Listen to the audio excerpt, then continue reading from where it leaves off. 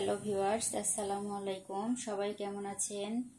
আলহামদুলিল্লাহ, আপনাদের দোয়ায় আমি ভালো আছি। আজকে আমি আমড়ার আচার বানাবো, আমড়ার আচার রেসিপি। এই যে দেখেন, আমড়াগুলো প্রথমে আমি সুন্দরভাবে ধুয়ে নিয়ে এই যে এরকম করে কুচি কুচি করে কেটেছি। কাটার পর একটু চিনি দিয়ে আধা ঘন্টা ঢাকনা দিয়ে ঢেকে রাখছিলাম। এখানে কিন্তু আমি পানি ব্যবহার করিনি। দেখেন, এই যে চিনি থেকে পানি বেরিয়েছে।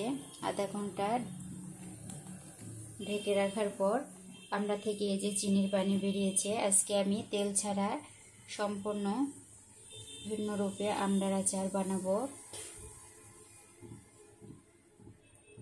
তো আপনারা দেখতে থাকবেন পুরো ভিডিও। এই যে চুলাতে আমি এখন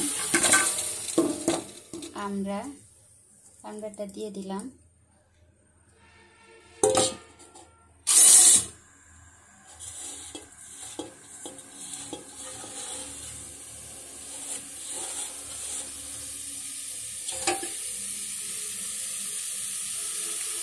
এই যে দেখেন, চিনিটা কিছুটা গলছে।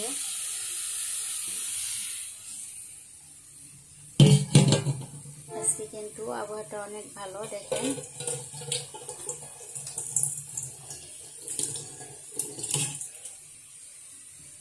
আবহাওয়াটা কিন্তু অনেক সুন্দর আজকে।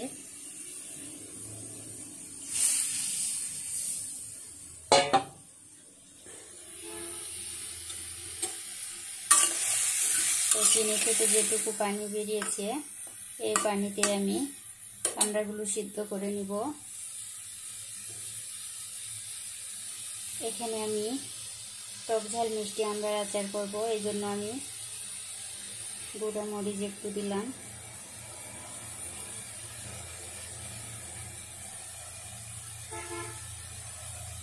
পরিমাণ মতো লবণ,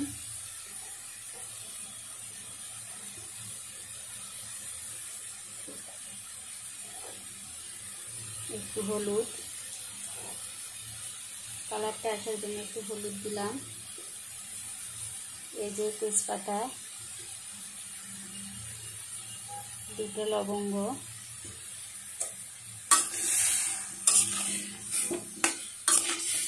দিয়ে আমি আমড়াগুলো ভালোভাবে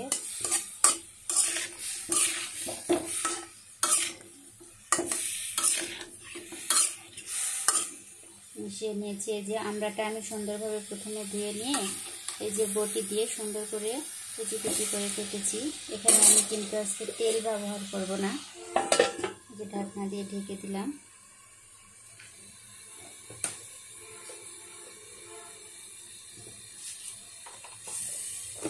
তো আমার ভিডিও আপনারা প্রথম থেকে শেষ পর্যন্ত দেখতে থাকবেন।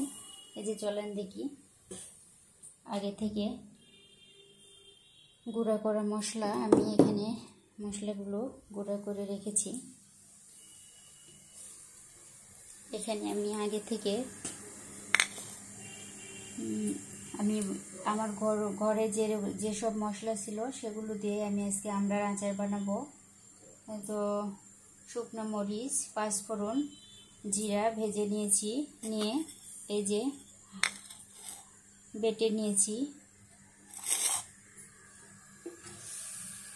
ঢাকনাটা উঠিয়ে নিলাম। নেওয়ার পর এই যে মশলার গুঁড়োগুলো দিয়ে নিলাম। অল্প কিছু দিলাম মশলার গুঁড়ো, আর অল্প কিছু রেখে দিলাম। হওয়ার আগ দিয়ে আবার দিব।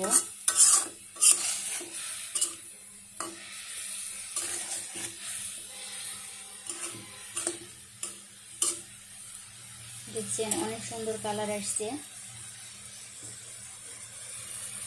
আবারও আমি ঢাকনা দিয়ে কিছুক্ষণের জন্য ঢেকে দিচ্ছি। আমি জোরে জাল দিয়েছি। এই আমড়ার আচার বানানো কিন্তু অনেকটাই সোজা। তেল ছাড়া আমড়ার আচার সহজে। আপনাদের যদি হঠাৎ করে আচার খেতে মন চায়, তাহলে আপনারা বাসায় কয়েকটা আমড়া কিনে আনবেন, এনে ঝটপট বানিয়ে খেতে পারবেন। দেখি কি অবস্থা। এই যে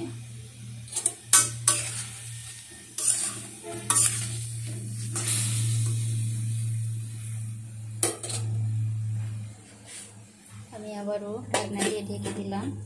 আর এই যে এখানে গুঁড়া করা মশলা আপনারা দেখতেই পাচ্ছেন।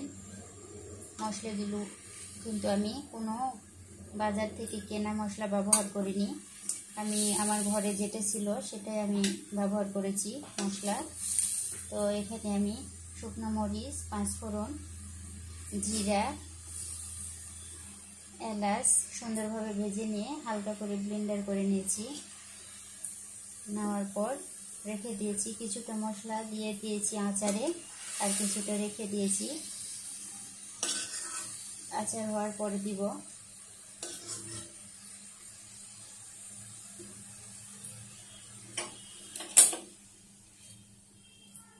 এই যে বন্ধুরা দেখেন, আমার কিন্তু আমড়ার আচারটা হয়ে গেছে অলরেডি। এই যে দেখেছেন, এই যে এর উপর দিয়ে আবার আমি যেগুলো মশলা ছিল সেগুলো দিয়ে দিচ্ছি। দেখছেন কত সহজে আমড়ার আচার হয়ে গেল। তো আমার ভিডিও কেমন লাগে আপনাদের কাছে আপনারা একটু কমেন্টস করে জানিয়ে দিবেন। সবাই ভালো থাকবেন, সুস্থ থাকবেন। আল্লাহ হাফেজ।